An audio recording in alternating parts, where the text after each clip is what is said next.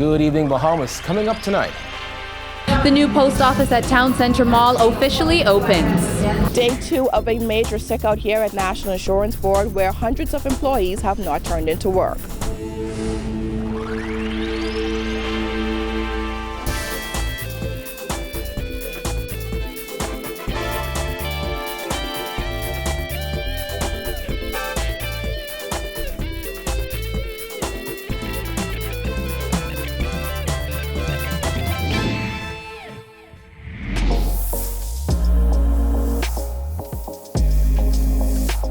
Our news is brought to you by Alive. Welcome to Our News and thanks for joining us. I'm Kyle Joaquin. Following numerous delays, the General Post Office has officially relocated to Town Center Mall, a decision that ignited a political firestorm last year. Well, in a ceremony filled with fanfare today, Post Office workers celebrated the move. Jillian Gray reports. Post office staff say it's a new day for them as they finally move into their Town Center Mall location. I only was at the post office for about 2 years and I couldn't take it because it was a lot of mold and my hand used to break out. They're now in an environment that is conducive to productivity. The promise of a new space for post office workers was quite controversial after the government scrapped the previous administration's plan to move the post office to the old City Market complex. They chose to lease the Town Center Mall from sitting cabinet minister Brent Simonet and his brother. That decision did not sit well with the opposition. Speaking about the plans to change the location, Prime Minister Dr. Hubert Minnis slammed those plans by the Christie administration as more expensive and said that it would have taken longer. The proposed locations by the previous administration were bogged and riddled with disturbing questions and troubling allegations. Our decision was the quickest and easiest, most effective and better way to resolve a long-standing and vexing matter that dragged on for far too long.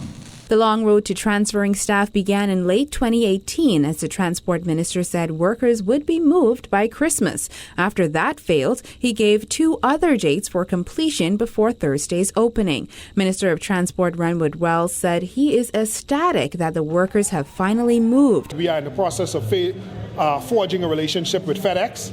We're also looking to expand the online mail ordering part of the postal service, and we're going to be looking as to how we can get a dedicated section of the post office that will deal with those, purchases from Amazon. Most of the mail has been transferred to the new location and the public can begin picking up their mail from Town Center Mall. Mailbox numbers have not been affected and new keys will be issued for those boxes next week, according to the permanent secretary. Staffers previously worked half-day shifts while at the East Hill Post Office. However, they're now back to working a full shift. Wells said they are working now to hire more mail sorters. After the budget debate, during the budget debate, you'll hear some things from me in regards to the post office and staffing of all of the requisite departments that are part of the Ministry of Transport and Local Government. The post office will also be used to display Bahamian art and help the community by serving as an information center. Reporting for Our News, I'm Jillian Gray. All right, thanks, Jillian. The woman accused of the highly publicized abductions of 4 boys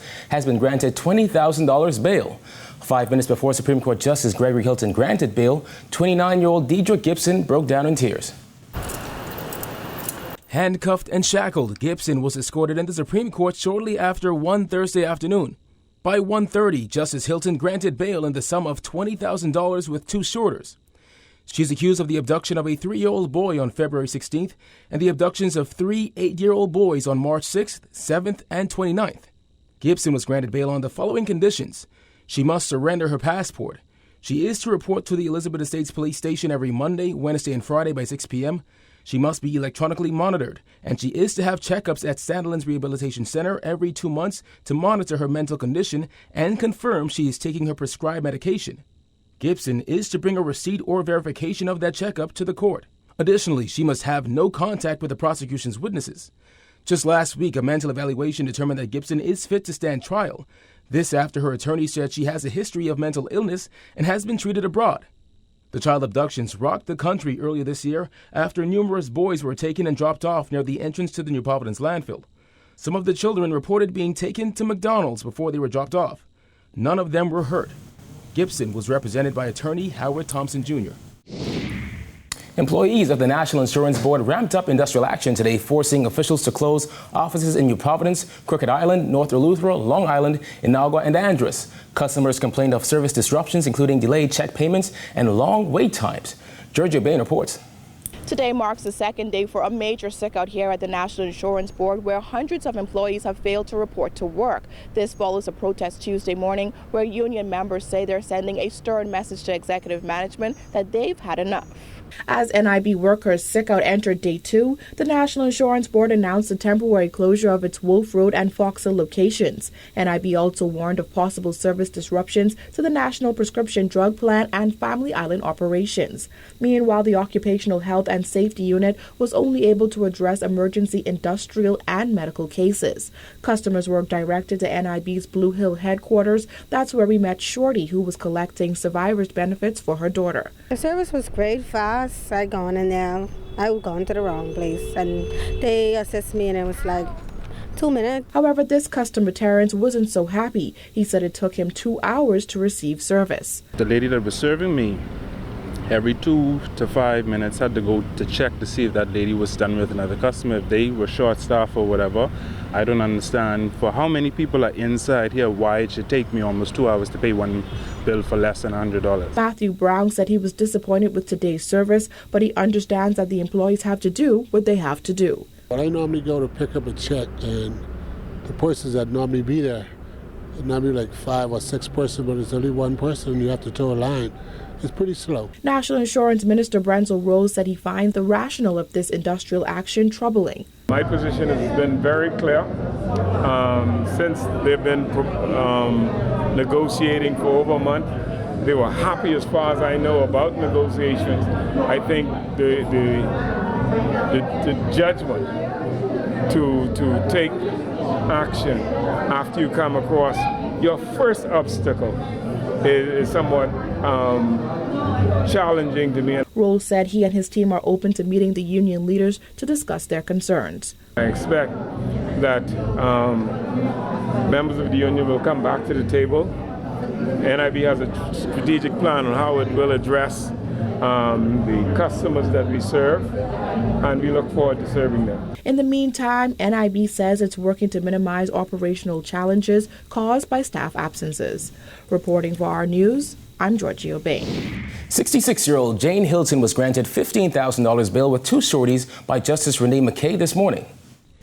Hilton, seen here wearing black, is the ex-wife of prominent attorney Cecil Hilton. She was arrested with 3 others following a deadly police raid off the Eastern Road last week. The 66-year-old and 3 others were charged with unlawfully possessing marijuana, guns, and ammunition found in that Blair Estates home. Police killed 3 suspects during that raid. As a part of her bail conditions, Hilton will have to surrender her travel documents and sign in 3 times per week at the Wolf Road Police Station.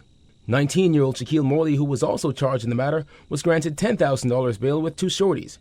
Morley will also have to surrender his travel documents and sign in at the Elizabeth Estates Police Station 3 times per week. Hilton was represented by attorney Ian Jupp, while Morley was represented by attorney David Cash. Amid calls for an independent investigation into a police-involved shooting which left 3 suspects dead, National Security Minister Marvin Dames insisted his ministry takes all police-involved shootings very seriously and he will not unjustly defend anyone. Dames added officials are implementing measures to ensure that the public is protected in all cases. To revamped and retool police inspectorate, and we're looking at other measures as well. We're improving training, we're improving our level of recruitment. All of these are real and positive steps to bring about a greater level of transparency and a clearer level of understanding as to what our law enforcement officers are called upon to do. Okay, whenever a police officer pulls a weapon, he or she understands that, their decision or the decision they make, they will have to at some point, account for that somewhere else. And so they're giving that level of training, the level of recruitment, the level of training to prepare them for situations like this. Dames also hit back at opposition leader Philip Davis, who said an independent company should be hired to investigate police-involved shootings.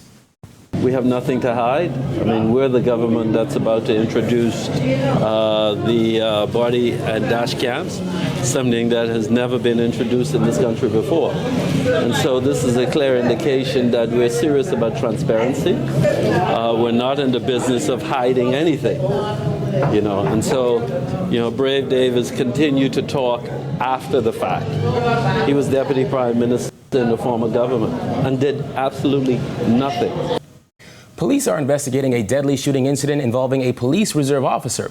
According to reports, the off-duty reserve officer heard a commotion outside his Foxhill property around 4 a.m. He reportedly went outside with his licensed shotgun to investigate and discovered a man breaking into his neighbor's vehicle. Police say when the suspect spotted the reserve officer, he acted in a threatening manner, prompting the officer to discharge his weapon, shooting the man. The man was taken to hospital where he was pronounced dead. In other news, 3 former BPL board members are seeking more than $1 million in damages in a lawsuit filed against Works Minister Desmond Bannister. The claims stem from their dismissal from the board of Bahamas Power and Light back in August 2018. Jared Higgs reports. Included in that figure is $240,000, representing Osborne's $60,000 per year director's salary for the 4 years that remained in her appointment. $144,000, representing $36,000 per year in director's fees of $3,000 per month for the 4 years remaining in her appointment. $48,000 in director's fees of $1,000 per month, $80,000 in benefit fees of $5,000 per quarter for the remaining 4 years in her appointment, $19,200 in gas allowance of $4,800 per year for the remaining 4 years in her appointment, and $57,600 in medical insurance, representing $14,400 per year for the remaining 4 years in her appointment. In addition, Osborne is seeking $98,133.33 in special damages, representing loss of income since she was terminated last August. In addition to seeking damages for wrongful dismissal from BPL's board and misfeasance of public office by the Public Works Minister, Osborne's claim also seeks damages for slander in connection with false and malicious statements made by Bannister in the media. Osborne contends that those statements, which among other things claim that BPL paid for her makeup to be done, can be inferred to mean that she was dishonest, disruptive, incompetent, and ultimately misappropriating BPL funds for her own personal use. Former board member Nick Dean is seeking $274,000 in special damages for alleged wrongful dismissal from his role as a member of the boards of BPL and BEC. In his writ, Dean said he is owed $174,000 in director's fees of $36,000 per year for the 4 years and 10 months that remained in his appointment. He also claims that he is due $100,000 in benefit fees, $5,000 per quarter for the 4 years and 10 months remaining in his appointment. Meanwhile, former board member Nicola Thompson is seeking $204,000 in special damages for alleged wrongful dismissal from her role as a member of the boards of BPL and BEC. The 3 plaintiffs additionally seek, among other things, declarations that the decision of Public Works Minister Desmond Bannister to dismiss the board members without reasonable cause and without affording them procedural fairness is unlawful and contrary to the Electricity Act 2015. The entire BPL board was replaced last year. Bannister said at the time that relationships between those board members had significantly deteriorated and they were at odds on almost every critical issue at great cost to the company. The Prime Minister recently announced that a firm was hired to investigate what led to the board's removal. Reporting for Our News, I'm Jared Higgs. All right, thanks, Jared. Still to come, why the Anglican MP says the new post office space is inadequate. Stay tuned.